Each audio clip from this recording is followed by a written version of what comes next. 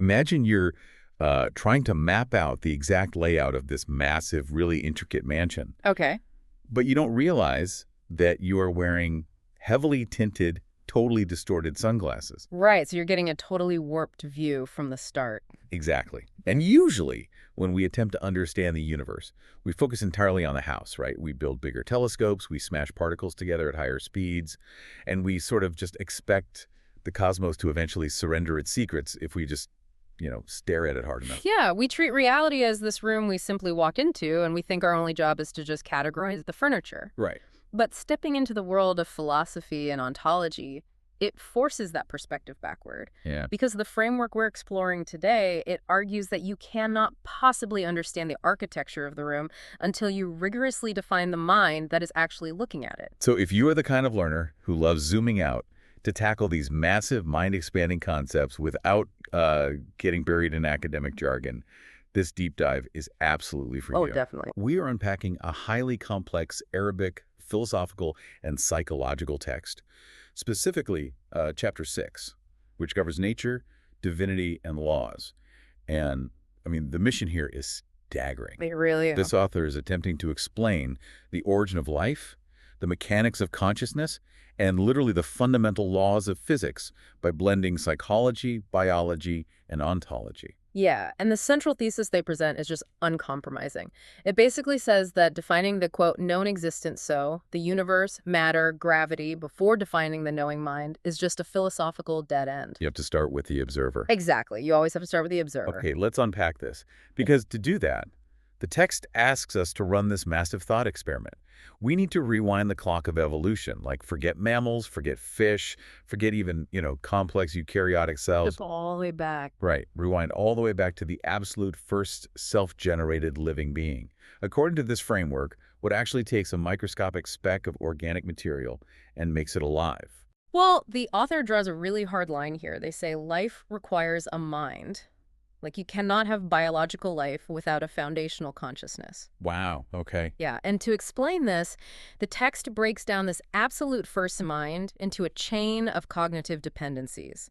It's essentially an operating system built on 5 pillars. Okay. What's the first pillar? The very first spark, the absolute foundational pillar, is will. Will. Yeah. Right. And the text uses this really striking analogy for this that I loved. It says, without will, an organism is indistinguishable from boiling water. Right, exactly. Because the water has energy, it has movement, it's bubbling furiously, but it has absolutely no awareness of its own boiling. It is purely mechanical. So will is, it's the injection of desire. Yes. It's the capacity to want something or to reject something. But will is entirely blind on its own. What do you mean? Well, think about a primitive bacterium. It might have the drive to survive, right? Yeah. But a drive is totally useless if you don't know what you are swimming toward or running away from. Will cannot exist in a vacuum. It requires the second pillar, which is perception. You need sensory input to give that will a target. But even with sensors, we kind of run into a goldfish problem. The goldfish problem, yeah. Right. Like if an organism touches a boiling vent on the ocean floor and it perceives the intense heat, but then it instantly forgets it the millisecond it swims away. Then that perception didn't actually help it survive. Exactly. Every single encounter with the heat would be a brand new, potentially lethal surprise. Which is exactly why the text necessitates the next 2 links in the chain. Perception relies on the third pillar, which is memory. Okay, memory. Right, to compare the current reality against past experiences. But memory is really just the mechanism of recall. The act of retrieving a file requires, a hard drive where the file actually lives. A physical place to put it. Exactly. And that is the fourth pillar, retention or conservation. This is the vault. It's the safe storage space where sensory impressions are kept. Okay, let me just pause here and look at this from a mechanical perspective for a second. Because if we build a system that perceives external stimuli, stores that data in a vault, recalls it later, and reacts to it based on a prime directive. You're wondering if that's just a biological robot. Yeah. Isn't it? A smartphone has sensors, it has a memory drive, and a battery pushing it to operate. Even some plants have chemical mechanisms to track the sun and store energy. So what actually elevates this hypothetical first being from an automaton to a genuine conscious mind? And that is exactly the friction the text anticipates. Because you're right, the first 4 pillars, will, perception, memory, and retention, They are really just data processing. Right. The mechanism that actually elevates it to consciousness is the crucial fifth pillar, and that is reasoning or conclusion. The why behind the action. Exactly. Think about the mechanics of evaluating data. Without reasoning, all objects and all choices hold exactly equal value to the organism. Okay. Touching fire and consuming nutrients are just, neutral data points in the world. They're just facts. Right. Reasoning is the analytical engine. It evaluates the data and provides the will with a motive to choose one specific action over another. It assigns value. And the author is unequivocal about this. If any of these 5 pillars fail, the mind unravels and life simply ceases to exist. Well, we have this complete software stack now. You need the drive, the sensors, the vault, the recall, and the analytical engine. Yeah. But, biology is messy, right? Very messy. Organisms are constantly overwhelmed by stimuli. So if consciousness requires all 5 of those pillars firing simultaneously, what happens when that final pillar, the reasoning pillar, needs to go offline? Well, that specific transition is exactly how the author defines the subconscious, which is a state of mind we experience constantly. And this radically reframes how we should view our own autopilot behaviors. Because the text argues that a vast majority of biological life operates almost entirely without that 5th pillar. Yeah, the definition provided is remarkably streamlined. The subconscious is simply defined as will without conscious awareness. So the engine is just idling. Basically, yeah. It maintains the first 4 faculties. The organism still has the drive to survive, it still perceives the environment, it still stores experiences in the vault, and it still accesses those memories. But the analytical engine of reasoning is dormant. It reacts without evaluating. Exactly. And this leads directly to the origin of emotion, right? The text traces it back to those generations of that first primitive being interacting with a pretty hostile reality. Yes, over millions of lifespans. Right, beneficial interactions, things that successfully kept the organism alive, those generated deep, positive impressions in the subconscious vault. That is literally the biological root of love, pleasure, comfort. And the inverse is equally true. Harmful interactions, toxins, predators, extreme temperatures, those created negative subconscious impressions, hate, pain, and fear. So they aren't just abstract ideas. Not at all. The author doesn't treat these as poetic feelings. They are raw, survival-based calculations stored deeply in the subconscious. Which brings us to a really fascinating point, where the text crosses the bridge from the mind to the physical body. It explains instincts. According to this framework, an instinct is not some mystical sixth sense. It is the physical, organic expression of a subconscious emotion. Yeah, your physical body is essentially acting as the hardware executing the software's emotional code. Right, like, okay, smell a carton of spoiled milk. Ugh, yeah. You instantly recoil. Your face scrunches up in disgust. That physical act of pulling your head away is the instinctual manifestation of the subconscious emotion of hate toward a pathogen. You didn't have to think about it. Exactly. You didn't consciously employ the reasoning pillar to deduce the bacterial content of the milk and then evaluate the risk to your digestive tract and then carefully instruct your neck muscles to contract. Right. The subconscious just recognized the threat from its evolutionary vault, bypassed the reasoning engine entirely, and fired the physical instinct. It's just incredible. It is an incredibly efficient survival mechanism. The subconscious relies on an emotional database compiled over eons. It saves the organism all the time and energy required to reason through every single environmental variable. It's a really compelling unification of psychology and biology. The emotion resides in the subconscious mind, and the instinct is the flesh reacting to it. Absolutely. But, okay, we've mapped the software here. We have the conscious reasoning mind and the autopilot subconscious. But what about the hardware running it? Ah, the physical location. Yeah. If this absolute first living being had a real conscious mind operating these 5 pillars, what was it physically made of? Where's the mind actually located? Well, to answer that, the author pivots sharply from psychology straight into fundamental physics. Okay. The text attempts to locate the exact physical address of consciousness within the actual building blocks of matter. It does this by tackling the problem of division, right? Yes. Consider the nature of physical matter. It divides. Your biological body divides into organs. Organs divide into cells. Cells into molecules. Exactly. Molecules into atoms, atoms into subatomic particles. But the author argues that the mind fundamentally cannot be divided. Because if you cut it in half... If you conceptually split a mind in half, you destroy the unified sense of self. You experience reality as one continuous you. Therefore, consciousness cannot reside in a complex, divisible structure like a brain network. It must reside in an absolute, indivisible unit. So rather than thinking of biology as like Russian nesting dolls, it's more like trying to find the single pixel that defines an entire photograph. That's a great way to put it. If you keep zooming in, eventually you hit a foundational block that cannot be split without losing the picture entirely. And the author identifies this ultimate indivisible unit of physical reality as a single fundamental photon. A photon. By this logic, the mind of a living being, the actual locus of the self, must be a single photon. Okay, so if you are listening to this right now, maybe you're looking at your hands on the steering wheel, you're probably wondering how trillions of microscopic particles are being piloted by a single speck of light. It's a wild thought. It really is. The text is basically arguing that a living being is essentially a massive biological corporation. But there is one single, quote-unquote, master photon acting as the awake CEO. Yes, the CEO photon. And this CEO photon holds the 5 pillars of consciousness and directs the trillions of other particles making up your body. The master photon acts as the central node of will. It imposes its drive on the subordinate particles. But, this naturally invites a profound ontological question regarding the rest of the universe. Right, because if I am a master photon operating a meat suit made of trillions of other particles, what are those other particles doing? Exactly. What about the matter making up the steering wheel or the asphalt outside? Are rocks and chairs just giant clumps of dead minds? Well, the text clarifies this with a crucial distinction.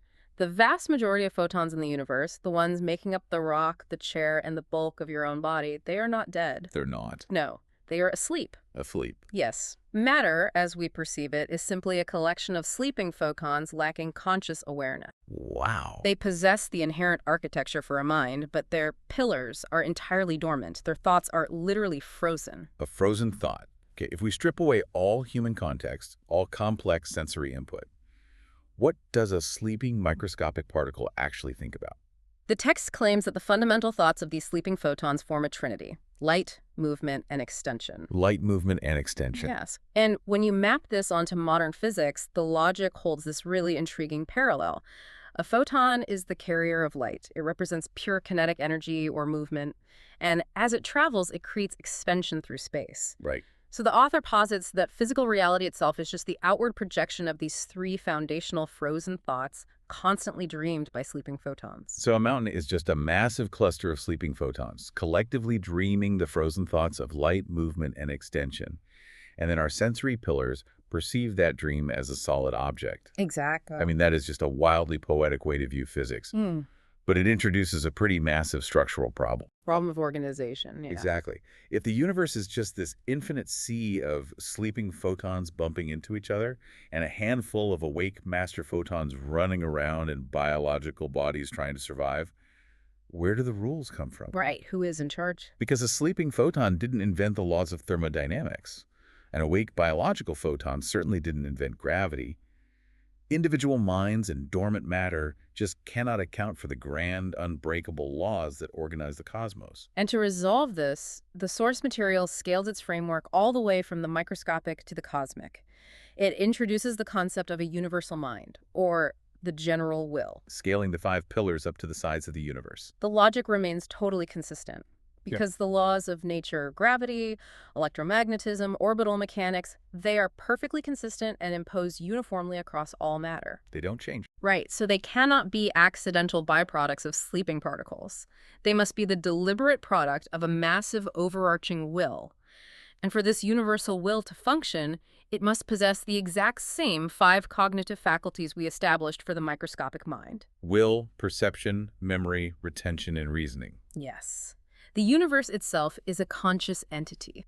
Now, to explain how a conscious universe physically organizes a galaxy, the sources introduce a really vital distinction between primary and secondary thoughts. This is the mechanism by which the universal mind actually manages reality. The primary thoughts of the universal mind are the physical phenomena themselves, the photons, the raw matter, the planets and stars. The physical stuff. Let's ground this. Imagine you are holding an apple and you let it go.